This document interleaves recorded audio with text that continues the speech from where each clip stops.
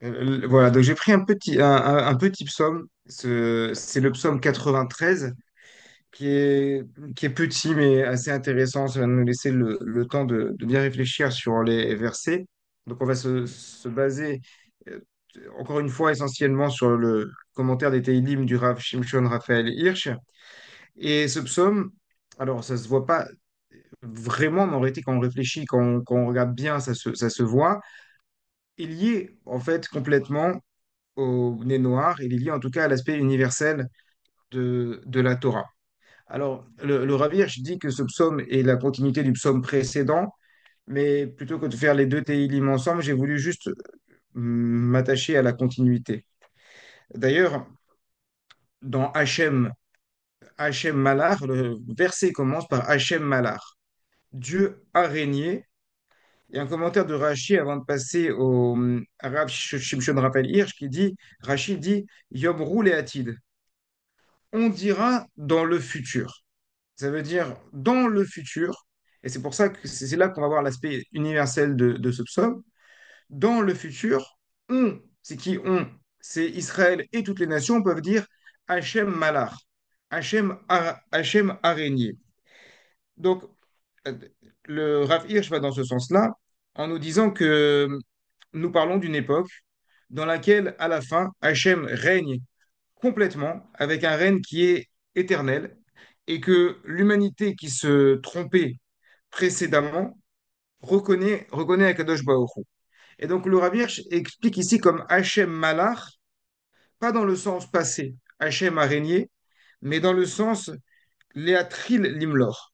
Hachem commencera vraiment à régner. C'est peut-être aussi ce que veut nous dire Rashi quand il dit Yomru Léatid. Dans le futur, on dira ça.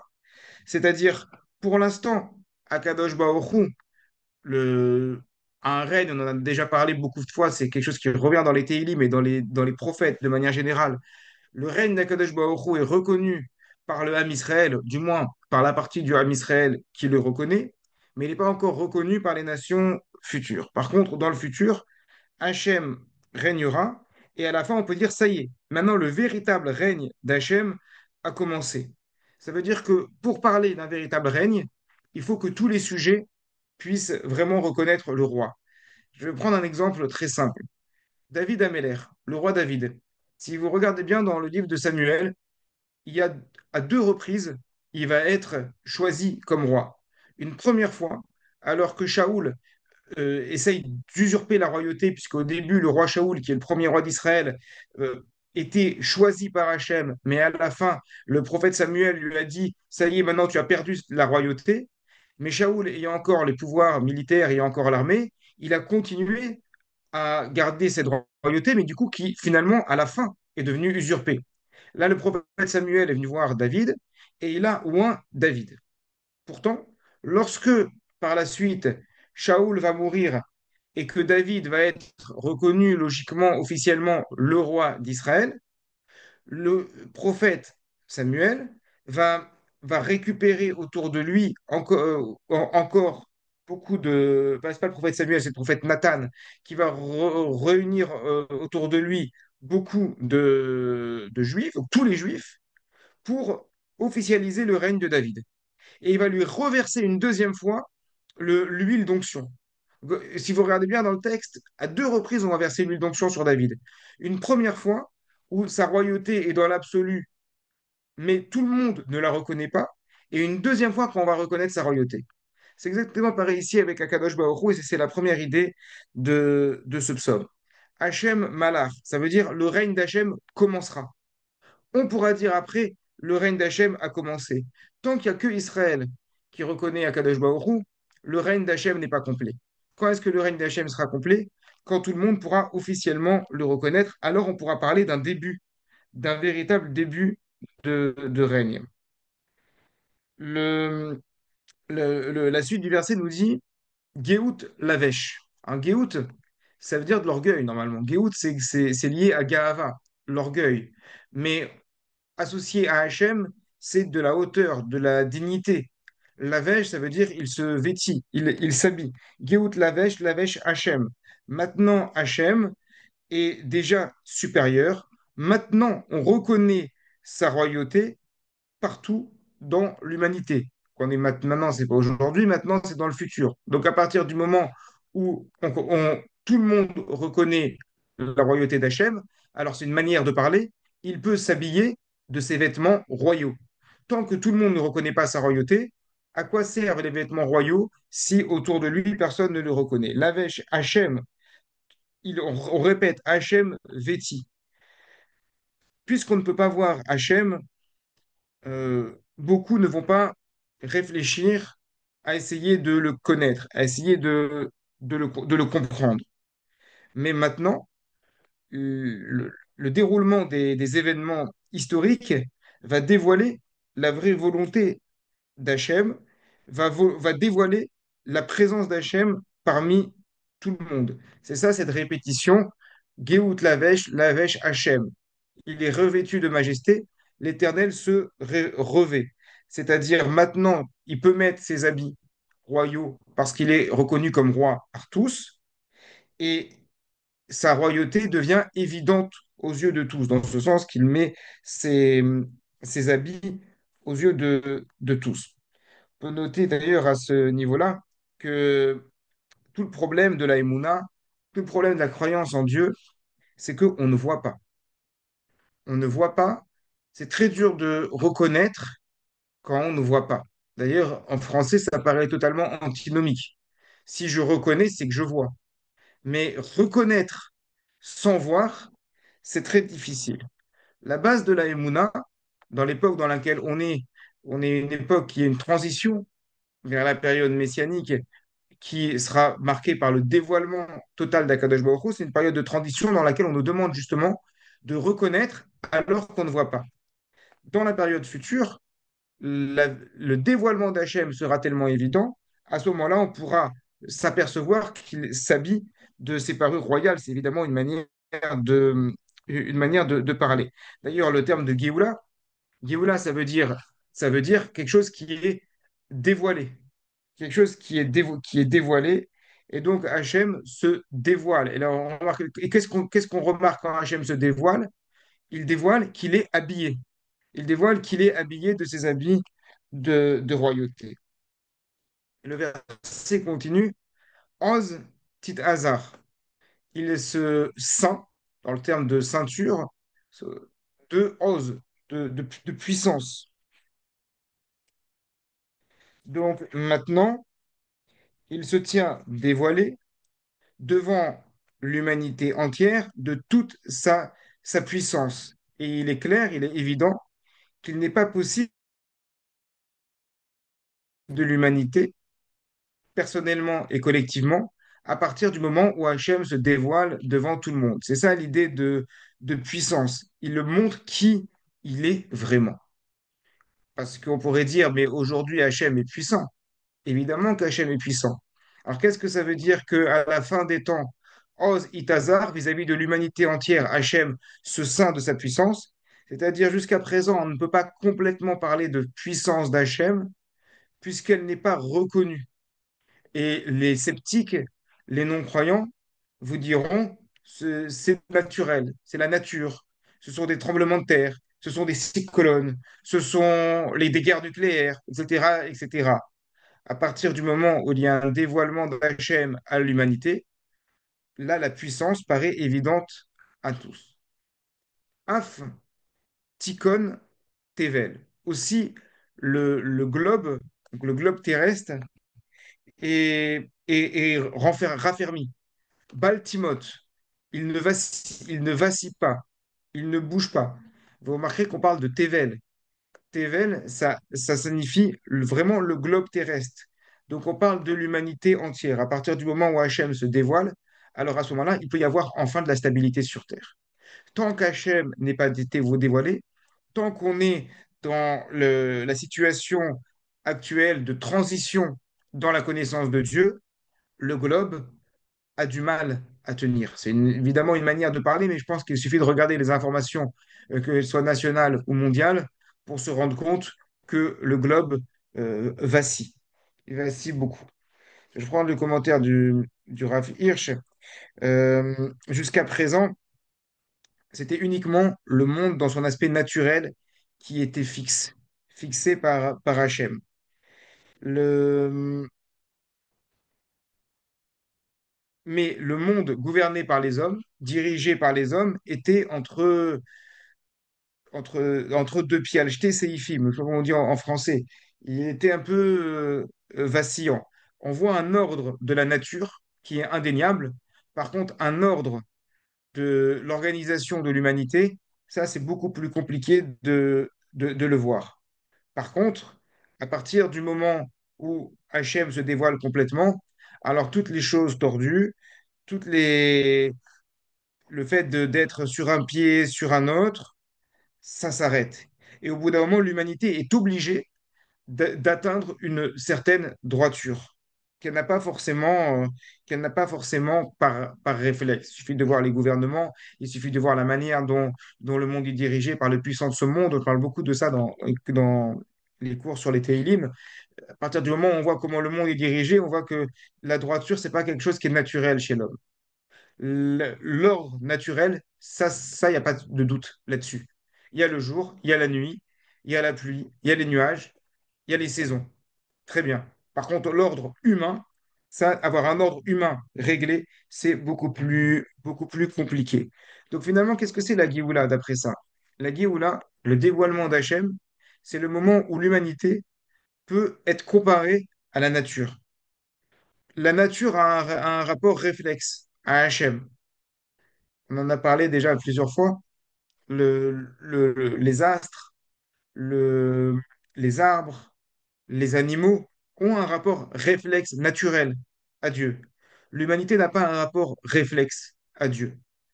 La Géoula, c'est ce qui permettra, alors on espère que, enfin, le but c'est de l'atteindre avant, en réalité, mais en tout cas, la Géoula, c'est le moment où on ne pourra plus se dédouaner en disant on ne voit pas Dieu. On aura ce même rapport réflexe à Dieu, du moins pour ceux qui auront fait l'effort d'y parvenir. Je passe au deuxième verset. Nahon Kisara Meaz. Il sera affermi ton trône depuis lors. Me'olam Ata.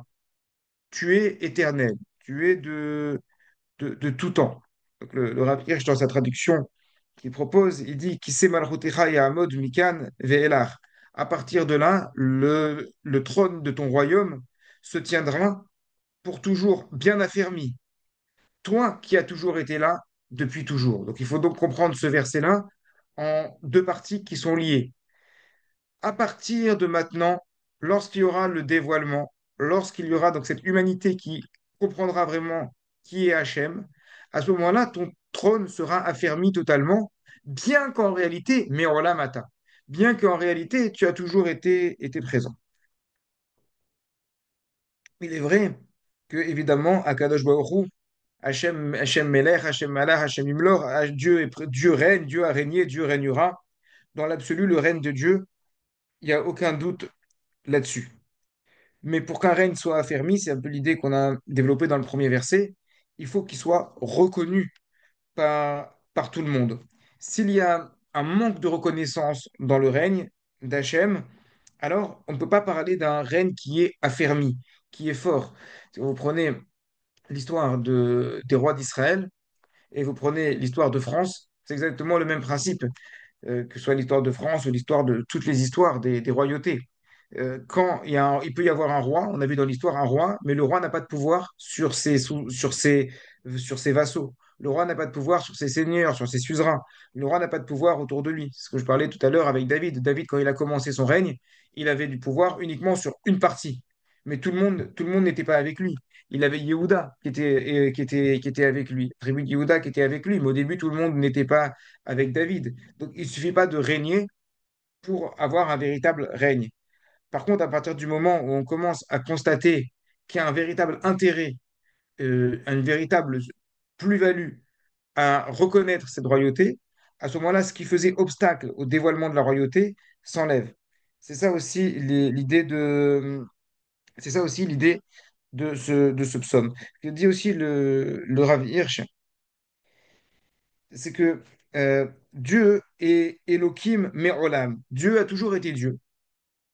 Mais son siège, la reconnaissance de sa véritable essence par l'espèce humaine, ça, c'est pas évident d'y arriver. Le pharaon, il a dit à Moshe Rabbeinu, c'est qui Hachem? Et les commentateurs, ils expliquent que le pharaon, il savait très bien qui était Elohim, un dieu total, général, absolu, mais qui n'a pas forcément de poids sur nos agissements dans la vie de tous les jours. C'est facile de reconnaître Dieu et ça peut arranger. D'un point de vue politique, il y a beaucoup de sociétés qui parlent de Dieu, qui mettent Dieu en avant, mais parler de Dieu, ça ne veut pas dire connaître Dieu. Lorsque vous avez un pays comme les États-Unis qui parle de Dieu, que lorsqu'on est au tribunal, on demande à toute personne qui va au tribunal de jurer sur la Bible aujourd'hui en 2025, on pourrait voir ça en se disant, mais c'est incroyable, les États-Unis, quel pays qui craint Dieu. Mais parler de Dieu ne veut pas dire reconnaître Dieu.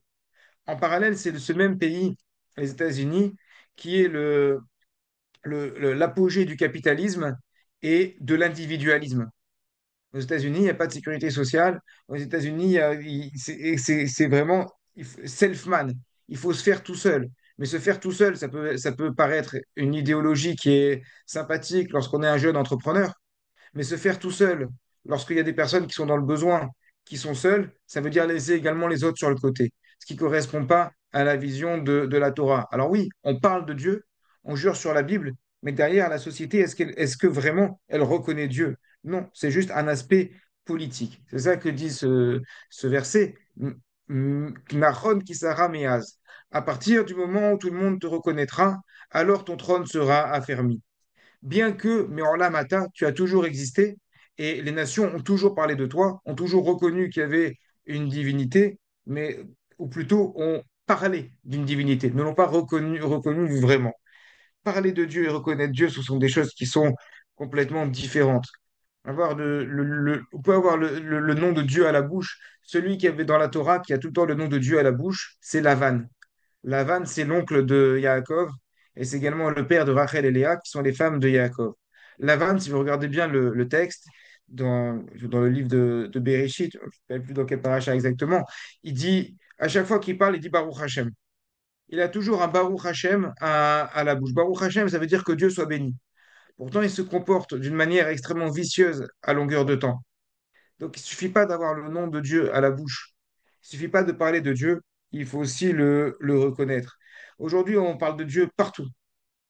Partout où vous allez, Dieu, Dieu, il est ici, Dieu, il est là. Stromae, récemment, il a fait une chanson où il parle de Dieu. Vous allez dans la rue, vous allez sur une boutique, dans la rue où j'habite, il y a un quartier arabe où on parle ils vendent des trucs, ils parlent de Dieu, etc. Bon, mais parler de Dieu, ça ne veut pas dire le reconnaître. La reconnaissance de Dieu, c'est autre chose. D'autant plus que ça, c'est pas le Rabbi Hirsch qui le dit, c'est une petite remarque personnelle, que si vous regardez bien, aujourd'hui, tout le monde parle de Dieu pour se disputer. Chacun parle de Dieu pour justifier des guerres, pour justifier des supériorités des uns vis-à-vis des autres. Or, au contraire, tout l'objectif de la reconnaissance de Dieu, c'est de reconnaître que tous les humains sont frères et que tous les humains doivent marcher dans la même direction avec Israël. Quand je dis Israël, c'est le peuple d'Israël qui va enseigner la Torah parce qu'il y a une antériorité de connaissances, de la même manière qu'un rave va enseigner la Torah parce qu'il a plus appris, mais main dans la main, tout le monde marchant dans la même direction, Israël et les nations, tout le monde marche dans la même direction. Si on parle de Dieu pour qu'on se dispute les uns avec les autres, ça veut dire qu'il y a un problème quelque part dans le rapport qu'on a avec Akadosh Baruch, le problème qu'on a avec Dieu. Je passe au verset suivant. Naséou Néharot. Les fleuves vont s'élever. Là, il traduit les fleuves vont retentir, mais Naséou, Nassau, ça veut dire s'élever. Les fleuves vont s'élever. Hachem Naséou Néharot Kolam. Hachem, les fleuves vont lever leur voix. Issou Néharot Doriam. Les fleuves vont porter, Doriam traduit leur fracas, ici. J'ai noté d'abord un commentaire de Rashi avant de passer au commentaire du Rav Hirsch. Rashi, il nous dit, Nassou Kolam, il y a, ils vont, ils vont, comment il dit, ils vont se lever, ils vont prendre une position de gloire, les Gaot, même d'orgueil, devant toi. Ils vont essayer donc d'atteindre des profondeurs devant toi. Qu'est-ce que ça veut dire? C'est quoi c'est quoi le sens de ce verset? Alors, le Rav Hirsch nous dit, c'est un mashal. C'est une parabole. Ce verset doit être compris comme une parabole. Parabole des nations. Les nations qui ont eu beaucoup d'orgueil en, en cherchant la guerre, en cherchant la destruction.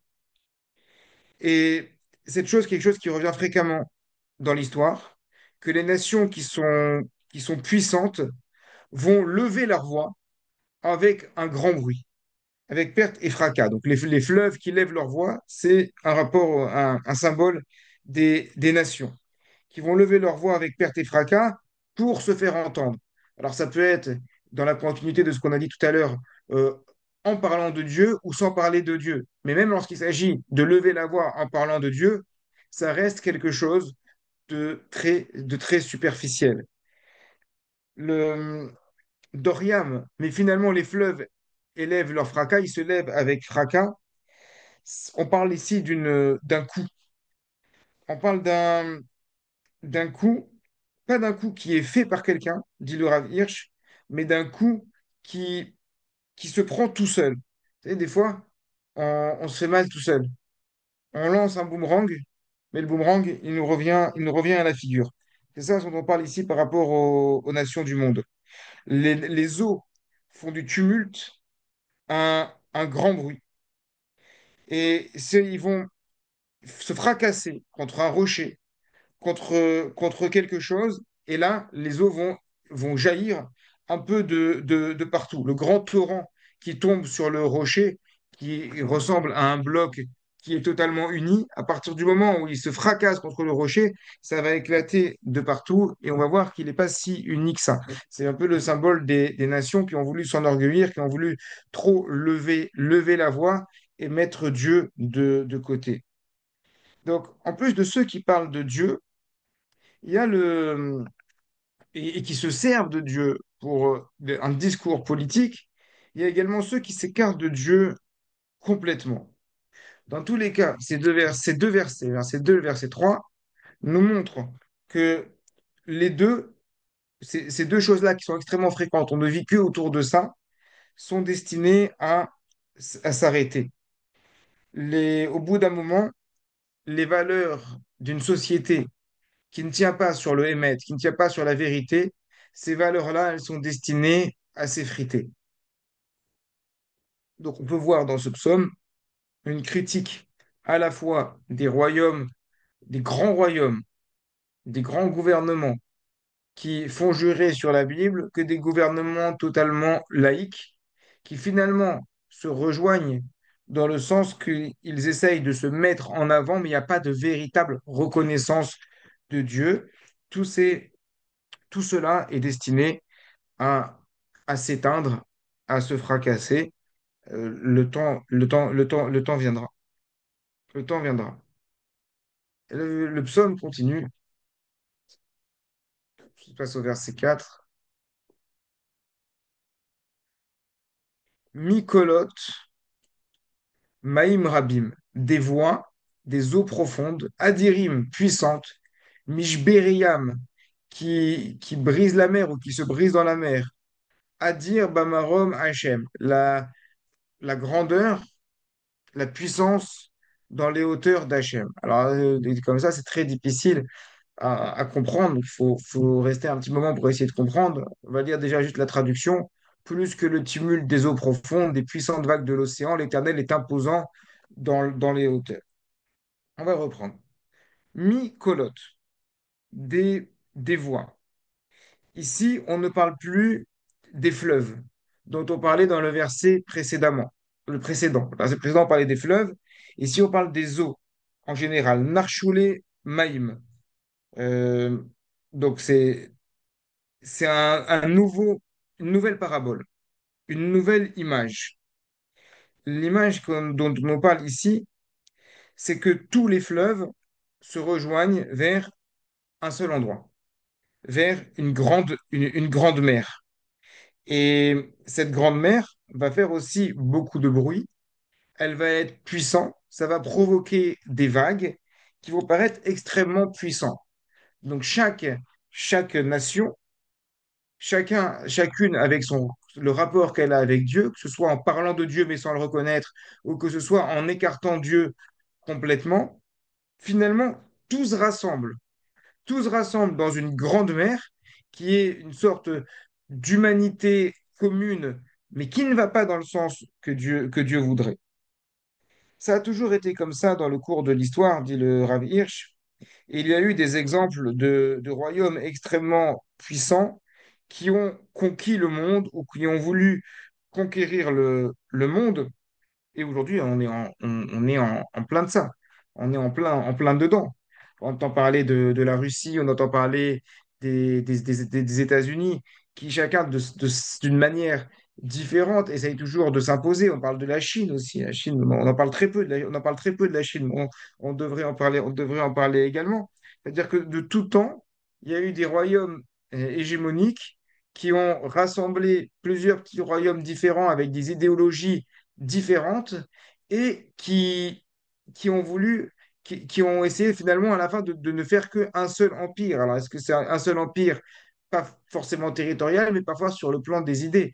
Pour faire un peu de géopolitique de base, hein, c'est pas ma spécialité, je me ferais remarquer que c'est quand même assez étonnant que quand on arrive dans un cas dans lequel le président Trump se retrouve en bonne entente, pour l'instant, ça peut toujours changer demain, avec Vladimir Poutine, alors que ce sont des valeurs de base qui sont totalement différentes entre les États-Unis et la Russie. On a des valeurs complètement opposées.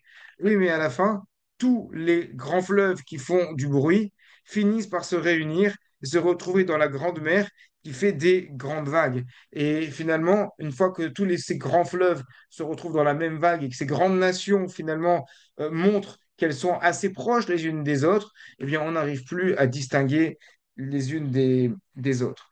Le dernier, la dernière étape, nous dit le Rav Hirsch, dans les jours des peuples, c'est que la royauté d'Hachem va commencer à se faire reconnaître, va, va se retrouver obligatoirement dans une confrontation avec ce grand royaume voulant gouverner le monde. C'est ce qui s'est passé à l'époque des Babyloniens, c'est ce qui s'est passé à l'époque des Perses, c'est ce qui s'est passé à l'époque des Grecs, c'est ce qui s'est passé à l'époque de Romains. Donc, dans tout ce qui concerne l'histoire juive, à chaque fois, on en parle d'un royaume qui a voulu finalement confronter le monde, et au bout d'un moment, ce royaume se retrouve confronté avec Hachem.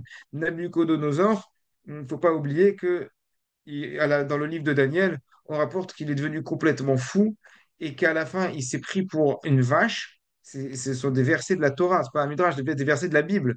Et dans le livre de Daniel, Nabucodonosor, il s'est pris pour une vache. Il était en train de marcher à quatre pattes sur l'herbe, en train de paître de l'herbe. Et si Akadosh Baruch Hu, il a fait une chose pareille, c'est pour bien montrer que celui qui représente l'empire, qui englobe tous les autres, et qui du coup prétend directement, explicitement ou implicitement atteindre l'égal de Dieu, à la fin, il se retrouve comme une vache à manger de l'herbe. Titus, l'empire romain tellement fort qui englobe. D'ailleurs, l'Empire romain, ça illustre très bien ce qu'on est en train de dire ici. L'Empire romain, il englobait toutes les autres nations, puisque le propre de l'Empire romain, c'était de conquérir les nations dans lesquelles ils allaient. Ils prenaient leurs dieux et donnaient leurs dieux. Donc, c'est pas seulement qu'on vous conquiert, c'est qu'on se mélange tous les uns avec les autres. Donc, ils récupéraient tous les fleuves pour faire une grande mer. L'expression toutes les routes mènent à Rome, elle n'est pas anodine. Ça veut dire quoi, toutes les routes mènent à Rome? Ça veut dire tous les fleuves mènent à la mer. Ça veut dire, quelle que soit votre culture, quelles que soient vos prétentions, finalement, à la fin, on formera un grand ramassis de grande puissance très forte qui implicitement se porte en confrontation avec Dieu. Et qu'est-ce qui lui est arrivé à Titus, l'empereur romain, après avoir détruit le Beth Amikdash, après avoir détruit le temple de Jérusalem? Dit le Talmud, il y a une mouche qui lui est rentrée dans le nez, dans la narine, qui s'est retrouvée ou une mouche ou un moustique qui s'est retrouvé dans son crâne et qui lui a fait un bruit assourdissant jusqu'à la fin de sa vie, où il avait besoin d'un forgeron qui était à côté de lui, qui tapait avec un marteau sur une enclume pour calmer le bruit qu'il avait dans sa tête. Au début, ça marchait, à la fin, ça marchait même plus. Et Akadosh Baruch Hu, il a dit, en tout cas, c'est ce que le Talmud nous enseigne, tu vois, tu as voulu te mesurer à moi, je vais te montrer que c'est un moustique qui peut te battre.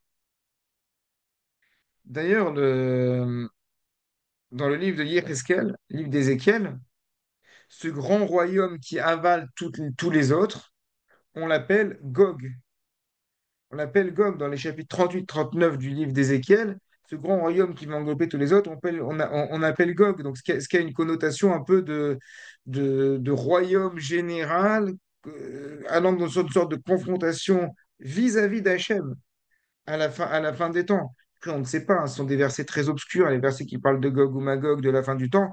Est-ce qu'on parle de vraiment un royaume au sens géographique du terme, au sens politique du terme? Est-ce qu'on parle d'une idée, d'une idéologie? Ça peut très bien être plusieurs royaumes qui finalement partagent la même idéologie. Ce que je voudrais aussi faire remarquer, comme une remarque un peu personnelle, c'est que finalement, la description ici de ce qui amènera à la reconnaissance de Dieu à la fin des temps, c'est une sorte de répétition de ce qui s'est passé à l'époque de Abraham Avinu. Parce qu'à l'époque de Abraham Avinu, on nous parle de Nimrod qui, qui a commencé à mettre en place, à réunir un peu tout le monde. Et dans le Midrash, on nous dit que c'est Nimrod qui était à l'origine de la tour de Babel. Et Abraham, dans le Midrash, il s'oppose complètement à Nimrod. Abraham, c'est celui qui reconnaît Dieu. Nimrod, c'est celui qui essaye de réunir toutes les nations sous la coupe de l'idolâtrie, puis de la tour de Babel, etc. Et Abraham, il s'oppose à ça. Donc, on a l'impression qu'à la fin du temps, on a Israël, c'est-à-dire le peuple d'Israël qui respecte la Torah, et les Noachides qui reconnaissent Hachem, qui ont pour mission, ensemble, de reproduire le travail d'Abraham Avinu contre tous les Nimrods ou contre le Nimrod qui se lèvera à l'époque. Je sais pas qu'est-ce que c'est, qui est le Nimrod. Ce serait un peu, c'est trop facile de dire des noms. On ne sait pas est-ce que c'est vraiment, est-ce que la fin des temps, le dévoilement, est-ce que ça va arriver à notre époque, est-ce que ça arrivera dans la génération future, ça arrivera dans 100 ans, dans 200 ans, on ne sait pas vraiment. Mais le Nimrod, c'est une sorte de fusion entre, pour parler avec des politiques actuels, entre Trump, Poutine, etc. On ne sait pas, mais au bout d'un moment, il y a une société de valeurs qui doit se mettre en place, de valeurs de Dieu, de valeurs de Torah, qui doit se mettre en place et pour s'opposer à un monde qui ne va pas dans le sens d'Akadosh Baruch Hu, bien encore une fois que parfois il se cache sous l'appellation, sous la bannière de Dieu, ou sous la bannière de la religion. Et le dernier verset qui est assez, un commentaire du Rav Hirsch assez long dessus, Edotera, tes témoignages, Nehem-nous, sont dignes de confiance, mais très dignes de confiance, les Vétéra, pour ta maison. Nava Kodesh, la résidence sainte. Hachem, Léorer Yamim, pour la longévité des jours. Là aussi, c'est un texte qui est encore très difficile, même en français, hein, on ne comprend pas trop. Infiniment sûrs sont tes témoignages, à ta maison appartient la sainteté au Seigneur pour la durée des temps. Dans la traduction du Rav Hirsch, comment il traduit ça? Euh, Avec ce qu'on a vu, on peut montrer que tes témoignages, c'est-à-dire ce que tu as apporté dans la Torah, la parole, ta vraie parole, est digne de confiance jusqu'à la fin des temps. Et le terme de Migdash, de sanctuaire, sera vraiment applicable à ta vraie maison pour les temps futurs. C'est-à-dire que le Beth Amikdash, le temple de Jérusalem, sera vraiment le centre de la vraie parole de Dieu. Ça, c'est juste la traduction, le commentaire. Le service de Dieu mondial. Je dis bien mondiale a déjà été annoncée depuis longtemps par les mitzvot de la Torah qui sont les Edut, les témoignages. Témoignages de la vérité de Dieu. L'histoire, à la fin des temps, témoigne de la vérité que ce qui a été dit dans la Torah est juste. Et pour ta maison, il y aura une résidence sainte. La maison d'Hachem a été créée pour la Torah. Et de ce Beth Amikdash ressort le bienfait pour toutes les générations à venir.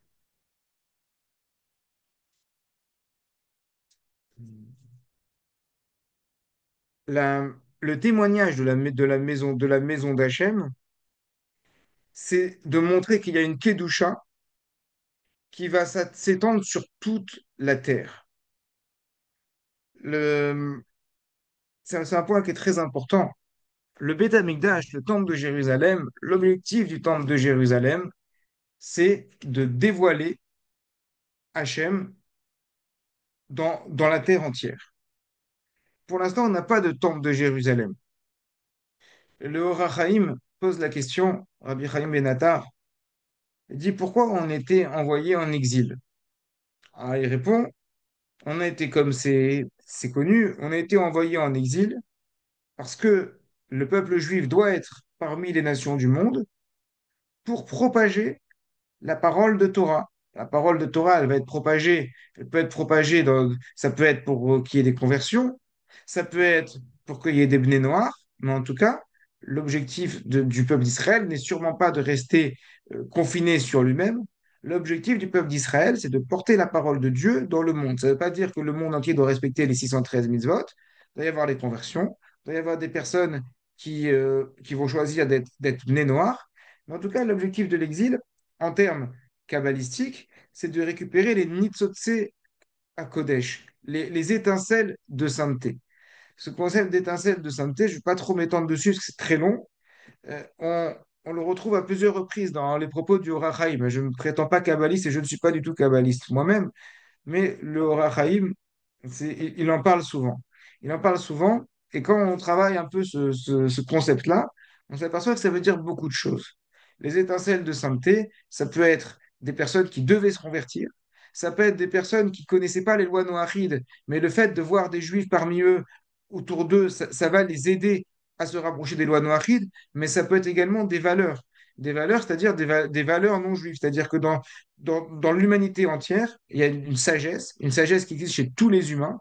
Et par exemple, au niveau de la musique, au niveau des arts, au niveau de telle et telle science, eh bien, il y a des apports chez les nations qui vont pouvoir profiter également aux Juifs. Donc, le fait d'être envoyé en exil, ça va permettre de prendre contact comme ça avec ces valeurs qui vont pouvoir ramener. On le rapporte notamment beaucoup dans la Chassidoute, notamment, il y a une histoire que le rabbi de Lubavitch, je ne sais pas si c'était celui-là, je sais pas si c'était le dernier rabbi de Lubavitch ou c'était encore un avant. Un jour, il a entendu des personnes chanter la Marseillaise. Et c'était des touristes, je crois que si je dis pas de bêtises, c'était des touristes français qui étaient à New York qui chantaient la Marseillaise. Il a dit, c'est quoi ce chant? Alors on lui a rapporté ce que c'était ce chant. Il a dit, on doit faire cet air maintenant dans le Lecha Dodi. Et c'est depuis qu'il y a beaucoup de communautés Lubavitch qui font l'air de la Marseillaise dans le Lecha Dodi. Et en fait, c'est pas juste, c'est pas un délire. C'est que d'après la Chassidoute, il y a des valeurs chez les nations que on doit également rajouter dans la Torah. Là, il se trouve que ça ne va pas passer par la Marseillaise, mais ça pourrait passer par plein d'autres choses. Bref, donc, on est envoyé parmi les nations pour ça. On est encore pour ça, on a ce message encore à diffuser parmi les nations. Alors, du coup, le Rachaïm, il dit, mais si c'est ça, alors dans ce cas-là, eh bien, on aurait dû commencer par la galoute. On aurait dû commencer par l'exil. Quel intérêt de construire un Beth Amikdash? Quel intérêt de construire un temple de Jérusalem? Quel intérêt que Yahushua il rentre en Eretz Israël et qu'on met le peuple en terre d'Israël? Il n'y avait pas d'intérêt. On aurait dû directement partir en exil. Et il répond, non, en réalité, il y avait la capacité, par le Beth Amikdash, par le temple de Jérusalem, d'attirer toutes ces étincelles de sainteté et d'attirer toutes les valeurs positives parmi les nations vers Jérusalem. Ça veut dire que si le temple de Jérusalem, si les Juifs avaient respecté complètement la Torah, à l'époque du Temple de Jérusalem, il n'aurait pas eu besoin de partir en exil pour aller chercher toutes les valeurs positives parmi les nations. Les valeurs positives seraient venues par elles-mêmes, par la publicité du Temple de Jérusalem. Et en réalité, ce n'est pas un concept incroyable, parce qu'il suffit juste de lire l'histoire du roi Salomon. Lorsque le roi Salomon a construit le Temple de Jérusalem, lisez les chapitres suivants, on nous parle des nations, des rois de toute la terre qui sont venus par eux-mêmes à Jérusalem, offrir des cadeaux au roi Salomon et apporter leur sagesse également, tout en apprenant. Donc le temple de Jérusalem était le centre. Le centre. C'est exactement la même idée ici. À partir du moment où il y a ce dévoilement de Dieu, alors les témoignages d'Hachem vont se retrouver dans sa maison, Nava Kodesh, et cela va durer pour l'éternité. L'idée est ainsi, l'idée est la suivante, nous dit le Rav Hirsch, Rak Ba'etaï, seulement à ce moment-là, Yaseh Behemet Hachem Kodesh. Alors le nom de Dieu pourra s'appeler vraiment Kodesh, et il pourra bien s'adapter à ta maison, c'est-à-dire ton temple. Pourquoi bien s'adapter? Parce que si vous regardez bien, Nava Kodesh, j'ai traduit par la résidence sainte. Mais Nava, c'est en affinité avec le mot Naé, qui veut dire beau, convenable, joli. Et donc on peut dire comme ça, c'est comme ça que le lit le Rav Hirsch, Nemnu meod Edotera nemnu meod levetera, tes témoignages seront vraiment dignes de confiance dans ta maison, Nava Kodesh, quand cela pourra bien s'adapter, pourra bien convenir, pourra être joli, s'associer au Shem Kodesh. Alors Hachem le Yamim. Alors Hachem, cela va durer pour la fin du temps. C'est à partir du moment où on va donner une vraie dimension de Kedusha au temple de Jérusalem que les lois de la Torah pourront avoir une dimension de Kedusha. Kedusha, ça veut dire la sainteté, mais ça veut dire la consécration, et pourront s'adapter complètement au monde, pourront également se transposer au monde dans son ensemble. Donc, vous voyez que ce psaume, en tout cas dans la lecture qu'en fait le Rav Hirsch, a un aspect qui est totalement universel, bien que comme ça, il paraît un peu difficile d'approche. C'est vrai que les mots sont assez difficiles. Le sens, en tout cas général des phrases, on ne peut pas vraiment quelle est cette histoire avec les fleuves, quelle est cette histoire avec les mers, etc. Mais finalement, avec cette explication, ça paraît assez clair. Tous les fleuves mènent à la mer, c'est-à-dire toutes les nations qui essayent de se mettre en avant, que ce soit en invoquant Dieu ou sans invoquer Dieu. Quoi qu'il en soit, même le fait de parler de Dieu, ça reste du sheker, ça reste du mensonge, parce qu'on ne cherche pas l'authenticité du message d'Akadosh Baruch Hu. Donc à la fin, tout vient dans la mer avec qui fait des grandes vagues et qui s'oppose à Dieu, mais on a le témoignage d'Hachem, qui sont les lois de la Torah, qui resteront et qui seront destinées à se diffuser par la suite pour toutes les nations du monde. Voilà les quelques commentaires sur ce psaume que je voulais donc vous partager. Et maintenant, on a un peu de temps pour discuter, si vous le désirez, avec grand plaisir.